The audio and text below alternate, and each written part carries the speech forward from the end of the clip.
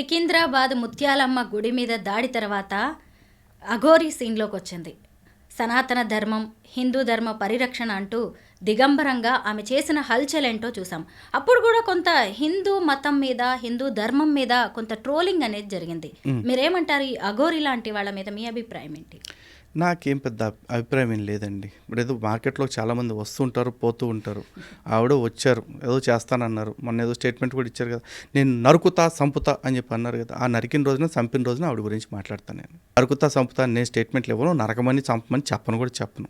ఎందుకంటే ఈ దేశంలో ఏది జరుగుద్ది, ఏది జరగదు అనే దాని మీద కనీస అవగాహన నాకుంది. నాకు హిందుత్వాన్ని కాపాడుకోవటం అంటే హిందువులను కూడా కాపాడుకుంటూ వెళ్ళాలి. కాబట్టి నేను రెచ్చగొట్టే స్టేట్మెంట్ల కంటే కూడా ప్రాక్టికాలిటీకి ఎక్కువ ప్రయారిటీ ఇస్తాను. లవ్ జిహాద్ అనేది ఈ మధ్యకాలంలో ఎక్కువగా వినిపిస్తోంది. మతం పేరుతో, ముఖ్యంగా ప్రేమ పేరుతో ఈ మత మార్పిళ్ళు అనేవి ఎక్కువైపోయాయి. నేను ఈ మధ్య నాకు తెలిసిన సర్కిల్లో ఇంటర్ రిలీజియన్ మ్యారేజెస్ చేసుకున్న వాళ్ళలో హిందూ మతంలోకి వచ్చిన వాళ్ళకంటే ఇతర మతాల్లోకి వెళ్ళిపోయిన ఈ ప్రేమ జంటలే నాకు ఎక్కువగా కనిపించాయి. ఎందుకు ఇలా జరుగుతోందంటారు? మీరు అన్నారు కదండి, లవ్ జిహాద్ ఈ మధ్య ఎక్కువగా వినిపిస్తున్నమాట అని. కాదండి, ఎక్కువగా జరుగుతున్న సంఘటనలు అవి. ఎక్కువ వినిపించడం మాత్రమే కాదు, జరుగుతున్నవే వినిపిస్తున్నాం. కాకపోతే చాలామంది ఏమంటారంటే లవ్ జిహాద్ టాపిక్ వచ్చినప్పుడు ప్రేమకు మతం ఏంటండి అని చెప్పేసి అంటారు. మేము కూడా అదే అంటున్నాం, ప్రేమకు మతం లేదు, కానీ పెళ్ళికి మతం కావాల్సి వస్తుంది వాళ్ళకి.